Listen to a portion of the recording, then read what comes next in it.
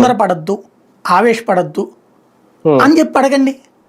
అలాగే ప్రపంచ ఇండస్ట్రియలిస్టులారా, మేము కొత్తగా పుట్టినటువంటి రాష్ట్రం, కొంత ఇబ్బందుల్లో ఉన్నాం, మేము మీకు బోలెడు సదుపాయాలు ఇవ్వగలం, మిగతా రాష్ట్రం మీకు 10 రూపాయలు పన్నేస్తే మేము 5 రూపాయలు పన్నేస్తాం, మీరు అక్కడ మీకు భూమి 10 కోట్ల రూపాయలు చెప్తే మేము మీకు 1 కోటి రూపాయలకి ఇస్తాం, మా రాష్ట్రానికి రండి, పరిశ్రమలు పెట్టుకోండి, 5 కోట్ల జనాభా ఉన్నారు, అలాగే మా వాళ్ళు దేశ విదేశాల్లో బతుకుతున్నారు కాబట్టి అక్కడి నుంచి డబ్బులు ఇక్కడికి వస్తుంటాయి, చేతిలో మనీ ఆడుతుంటుంది, కాబట్టి మీరు ఇక్కడికి వచ్చి మీరు వ్యాపారం చేసుకోవచ్చు, మీరు పరిశ్రమ నడుపుకుంటే ఇక్కడ మంచి మనుషులు దొరుకుతారు మీకు అని చెప్పుకోవాలి.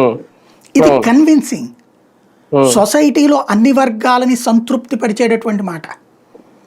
మనం ఆ దిశగా బాధ్యతాయుతంగా వెళ్ళట్లేదు కదా, బాధ్యత రహితంగా రాజకీయాలు మాట్లాడుకుంటూ, తప్పుడు సమాచారాలు ఇచ్చుకుంటూ, తప్పుడు ప్రకటనలు చేసుకుంటూ పోతున్నాం.